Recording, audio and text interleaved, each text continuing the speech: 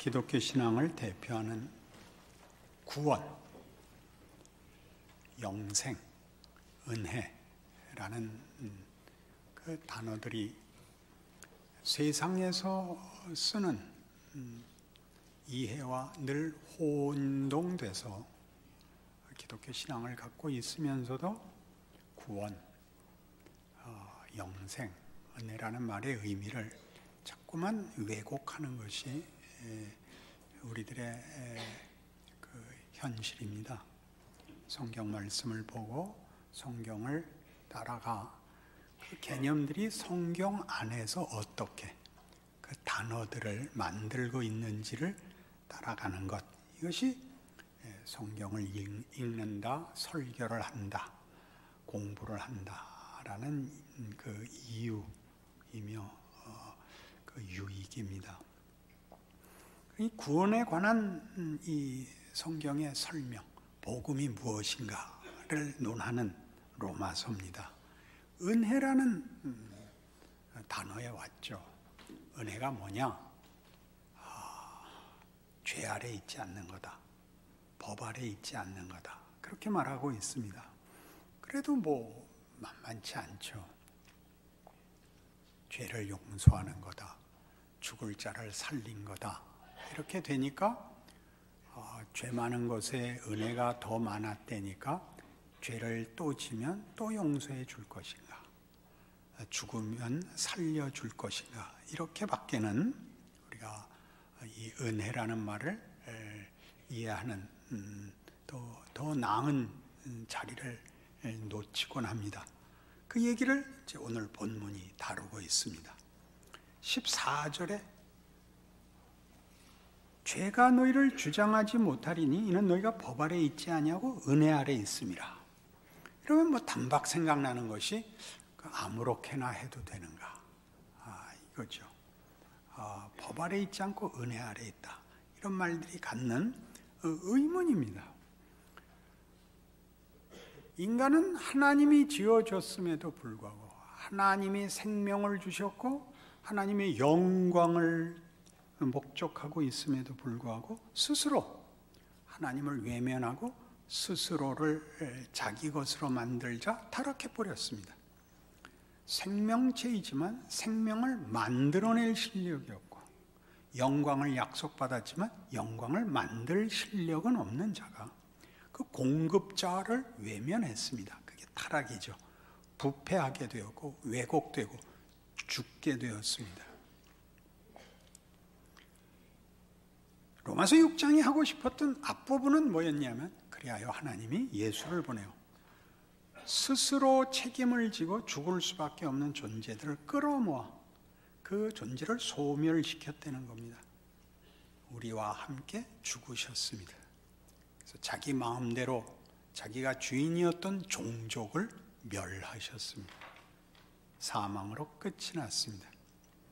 그리고 우리를 끌어안고 죽으신 바로 그 연합, 그 하나됨으로 예수님의 부활에 우리를 새롭게 부활시켜 이제는 아담의 후손이 아니라 예수의 후손이 되게 했다.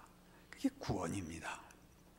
그걸 하나님이 이루셨기 때문에 우리에게 자격과 조건을 요구하지 않고 하나님의 신실하심과 자비하심과 능력으로 그리하셨기 때문에 은혜라고 하는 것입니다. 그래서 이 은혜라는 말을 이해하려면 우리가 잘못한 것을 용서받았다, 그 측면이 분명히 있지만 그것 하나로 묶으면 성경에 제시되는 대로 죄를 지면 또 용서해 줄 것이냐, 죄를 많이 지면 은혜도 더 많이 받을 것 아니냐라는 잘잘못의 개념에서 은혜가 자꾸 축소됩니다. 은혜가 무엇인가를 이해하는 가장 좋은 예로 사무엘서에 나타나는 사울과 다윗을 비교하는 것이 성경에 말하자면 설명입니다. 사울은 이스라엘의 초대 왕입니다. 그는 준수하게 생겼고 체격이 좋아서 다른 사람보다 어깨 하나 위인 장사이며 겸손했습니다. 그는 초대 왕이 되고 정치력과 다른 모든 조건을 가지고 있었으나 다윗이 이스라엘을 구한 사건, 골리앗을 물리친 사건에서 크게 시험을 받아 망하는 길로 들어섭니다. 그가 다윗을 시기한 이유는 사울이 왜 망하게 되었는가를 잘 드러냅니다.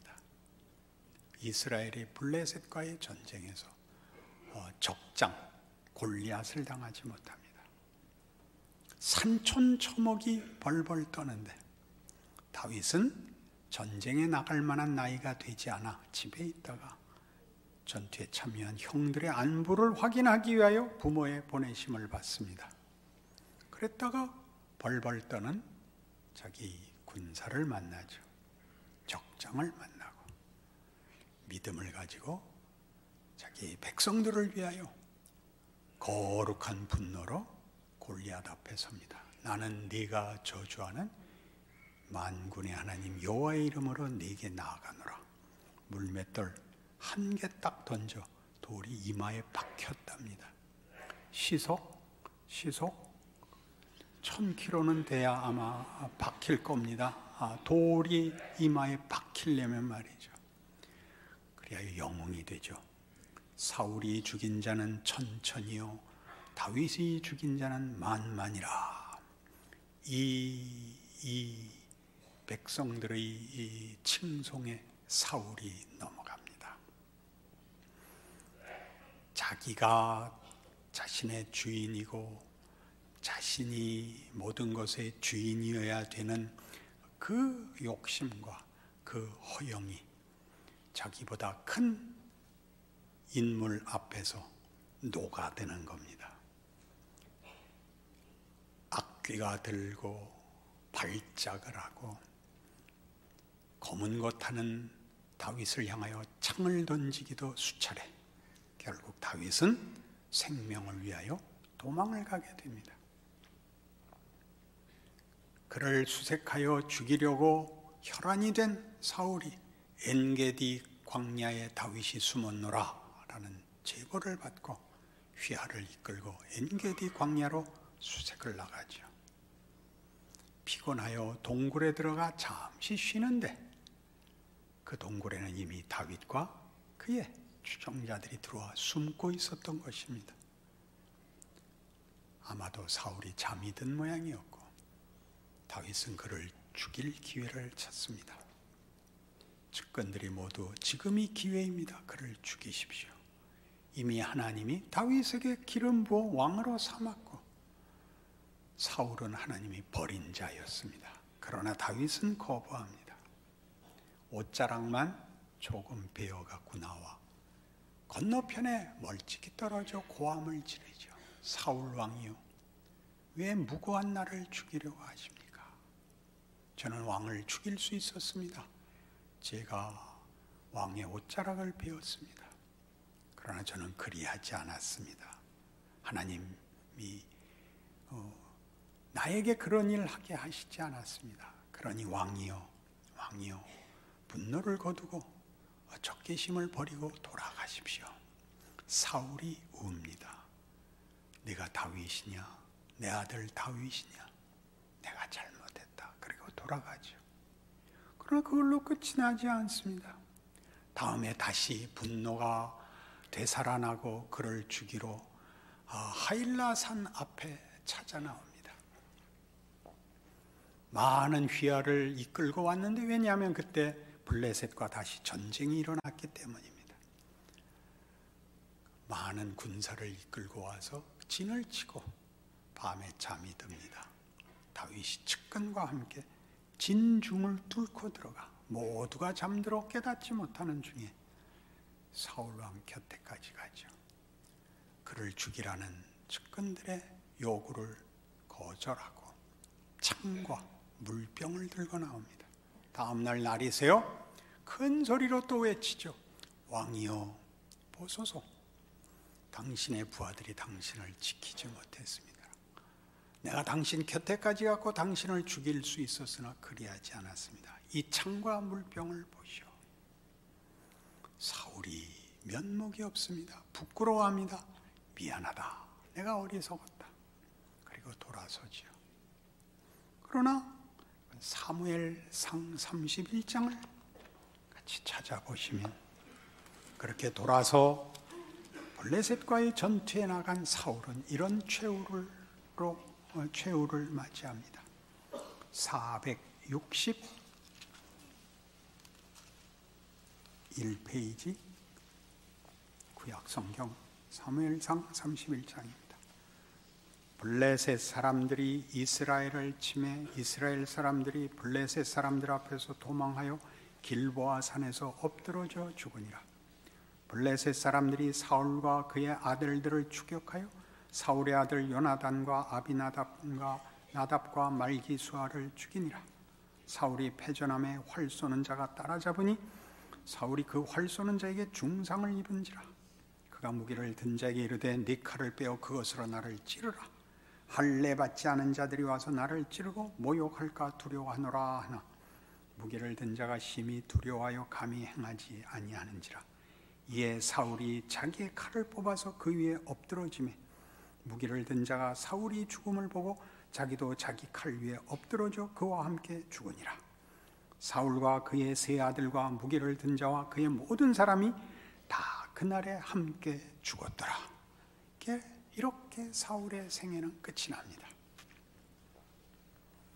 욕심은 있고 소원은 있으나 그것을 승리로 끌어갈 수 없는 한 인간의 비극을 그가 대표하고 있습니다. 다윗은 무엇으로 사울과 대조되는가? 그는 하나님이 함께하고 사울은 버려서, 혹은 다윗은 믿음이 있고 사울은 믿음이 없어서, 그런 식의 대조는 없습니다. 둘이 다 울 수밖에 없는 현실로 간다는 데에는 공통점이 있습니다. 같은 사무엘상 30장 1절을 보시면 다윗과 그의 사람들이 사흘 만에 시글락에 이른 때에 아말렉 사람들이 이미 네겝과 시글락을 침노하였는데 그들이 시글락을 쳐서 불사르고 거기에 있는 젊거나 늙은 여인들은 한 사람도 죽이지 아니하고 다 사로잡아 끌고 자기 길을 갔더라. 다윗과 그의 사람들이 성읍에 이르러 본즉 성읍이 불탔고 자기들의 아내와 자녀들이 사로잡혔는지라. 다윗과 그와 함께한 백성이 울 기력이 없도록 소리를 높여 울었더라.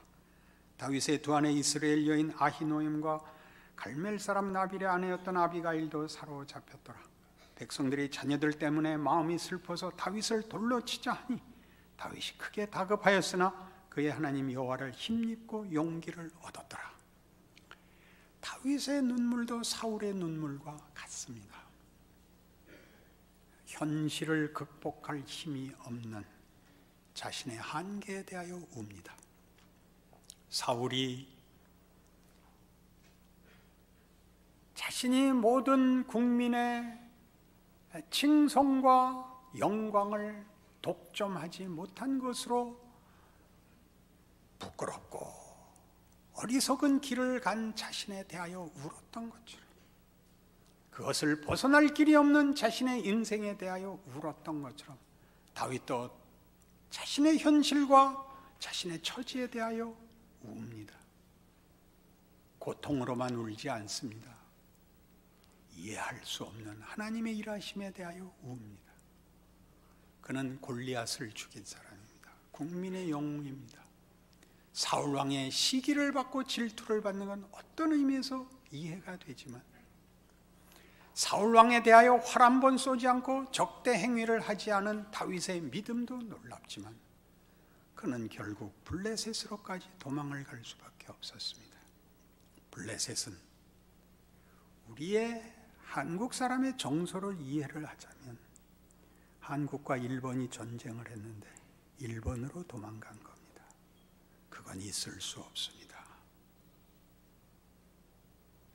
현해탄에 빠져 죽는 한이 있어도 글로는 가면 안 됩니다. 그러나 그런 명분으로 얘기할 수 없는 것이 현실입니다. 다윗인들 그러지 않았겠습니까? 이스라엘로는 못 간다. 거기를 갈 수밖에 없는 현실에 대하여 우는 겁니다. 하나님, 어찌하여 이 영광과 명예를 주시고 이 부끄러운 자리로 나를 떠밀어 이렇게 답이 없게 하십니까? 다윗의 눈물 중에 가장 중요한 것이죠. 하나님이 원망스럽습니다. 그러나 놀랍게도 사울은 끝간데 없는 방황과 황폐함과 쇠락과 그 길을 걸어 어쩔 수 없는 인생의 무게에 인류의 운명에 묻혀버립니다. 그러나 다윗은 묻히도록 하나님이 놓아두지 않았다는 겁니다. 형편을 바꿔놓았거나 다윗에게 뭘 어떻게 한 게 아니라 그 눈물의 자리에서 죽음으로 가는 길을 하나님이 막아 붙잡아 놨다고 합니다. 어떻게 돌아섰을까요? 뭘 했을까요? 모릅니다. 사울은 전쟁터에 가서 결국 자결했고 다윗은 돌이킵니다. 무슨 실력으로 돌이켰을까요? 죽을 수가 없어서 절벽에서 뛰어내리면 돌바닥이 물이 되고 칼로 찌르면 칼이 부러지고 대가리를 박으면 벽이 무너지고 헐 수 없이 살아있는 거죠. 그걸 은혜라고 합니다. 납득이 안 가죠. 그럼요. 좀 더 가봐야 됩니다. 사무엘하 7장 1절부터 보죠. 여호와께서 주위의 모든 원수를 무찌르사 왕으로 궁에 평안히 살게 하신 때, 이 왕은 다윗입니다. 왕이 선지자 나단에게 이르되 볼지어다 나는 백향목 궁에 살거늘 하나님의 궤는 휘장 가운데에 있도다. 나단이 왕께 아뢰되 여호와께서 왕과 함께 계시니 마음에 있는 모든 것을 행하소서 하니라. 그 밤에 여호와의 말씀이 나단에게 임하여 이르시되 가서 내 종 다윗에게 말하기를 여호와께서 이와 같이 말씀하시되 네가 나를 위하여 내가 살 집을 건축하겠느냐. 내가 이스라엘 자손을 애굽에서 인도하여 내던 날부터 오늘까지 집에 살지 아니하고 장막과 성막 안에서 다녔나니 이스라엘 자손과 더불어 다니는 모든 곳에서 내가 내 백성 이스라엘을 먹이라고 명령한 이스라엘 어느 지파들 가운데 하나에게 내가 말하기를 너희가 어째 나를 위하여 백향목집을 건축하지 아니하였느냐고 말하였느냐. 그러므로 이제 내 종 다윗에게 이와 같이 말하라. 만군의 여호와께서 이와 같이 말씀하시기를 내가 너를 목장 곧 양을 따르는 데서 데려다가 내 백성 이스라엘의 주권자로 삼고 네가 가는 모든 곳에서 내가 너와 함께 있어 네 모든 원수를 네 앞에서 멸하였은즉 땅에서 위대한 자들의 이름같이 네 이름을 위대하게 만들어 주리라. 내가 또 내 백성 이스라엘을 위하여 내 한 곳을 정하여 그를 심고 그를 거주하게 하고 다시 옮기지 못하게 하며 악한 종류로 전과 같이 그들을 해하지 못하게 하여 전에 내가 사사에게 명령하여 내 백성 이스라엘을 다스리던 때와 같지 아니하게 하고 너를 모든 원수에게서 벗어나 편히 쉬게 하리라. 여호와가 또 네게 이르노니 여호와가 너를 위하여 집을 짓고 네 수완이 차서 네 조상들과 함께 누울 때 내가 네 몸에서 날 네 씨를 네 뒤에 세워 그의 나라를 견고하게 하리라. 그는 내 이름을 위하여 집을 건축할 것이요 나는 그의 나라와 왕위를 영원히 견고하게 하리라. 나는 그에게 아버지가 되고 그는 내게 아들이 되리니 그가 만일 죄를 범하면 내가 사람의 매와 인생의 채찍으로 징계하려니와 내가 내 앞에서 물러나게 한 사울에게서 내 은총을 빼앗은 것처럼 그에게서 빼앗지는 아니하리라. 네 집과 네 나라가 내 앞에서 영원히 보존되고 네 왕위가 영원히 견고하리라 하셨다 하라. 나단이 이 모든 말씀과 이 모든 계시대로 다윗에게 말하니라. 핵심이 뭐죠? 네가 나를 위하여 집을 짓겠다고? 니들이 나를 위하여 할 게 있는 게 아니다. 그건 다 내가 너희를 위하여 하는 거다. 내가 주는 자다. 내가 주는 자다. 나에게 부족한 것 없다. 니들이 나한테 해줄 거 없다. 내가 너한테 하는 거다. 네가 성전을 짓겠다고? 내가 너 잘 되게 하는 하나님이다. 네가 나한테 해줄 거 없다. 이게 은혜죠. 은혜란 하나님의 통치 아래로 회복되는 것입니다. 하나님의 능력과 자비와 권능과 복주심과 은혜와 자비하심의 보호 아래로 들어오는 것입니다. 잘했다 잘못했다의 싸움 아닌 잘못한 것을 용서해 주는 싸움보다 큰 하나님의 복 주심과 영광의 자리로 들어오는 것입니다. 하나님이 그렇게 하십니다. 네가 나를 위하여 할 것이 있는 게 아니라 내가 처음 너희를 만들 때부터 내가 너희에게 하려고 하는 일이 있었다. 너희가 나의 영광이 되는 것이다. 내가 그것 포기하지 않는다. 내가 예수 안에서 이 일을 구체적으로 시행했다. 보라! 그게 구원입니다.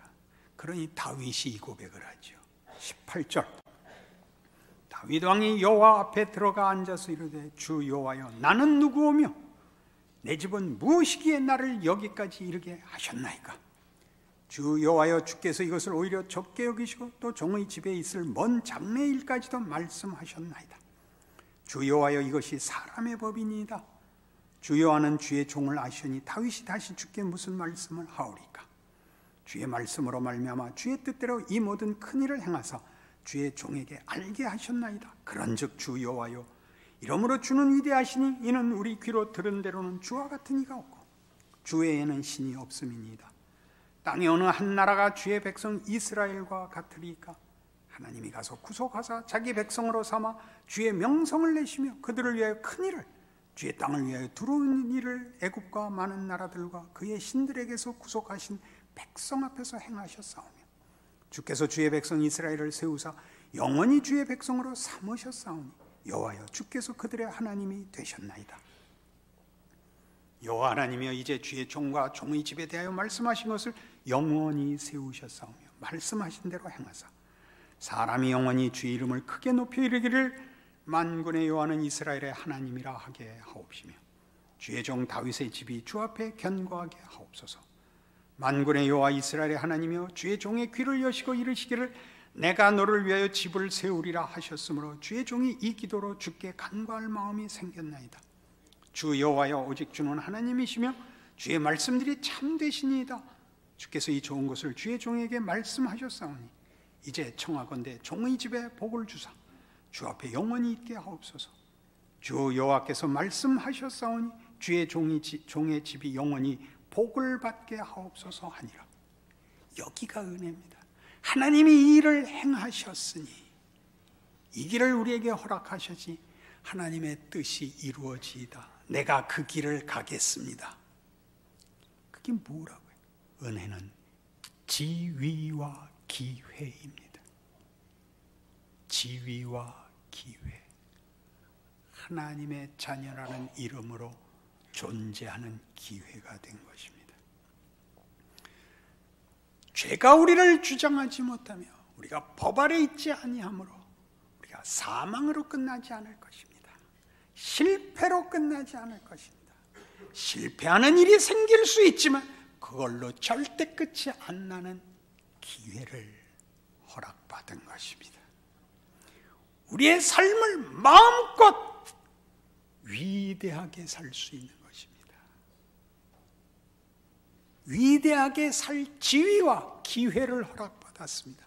그러니 너희 자신을 누구에게 바쳐야 하는 것인가 생각하라 그러는 것입니다.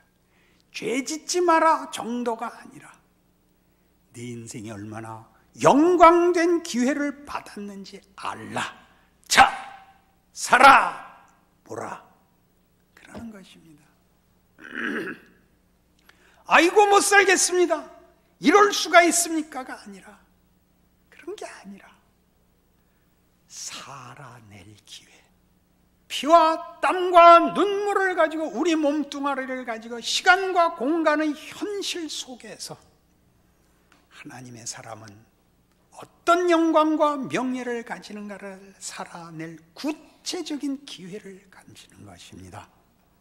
빨리 죽어 천국 가면 그만인 것이 아닌 살아있음으로 증거되는 그 크기. 그렇죠? 갈라디아서 5장은 이렇게 얘기합니다.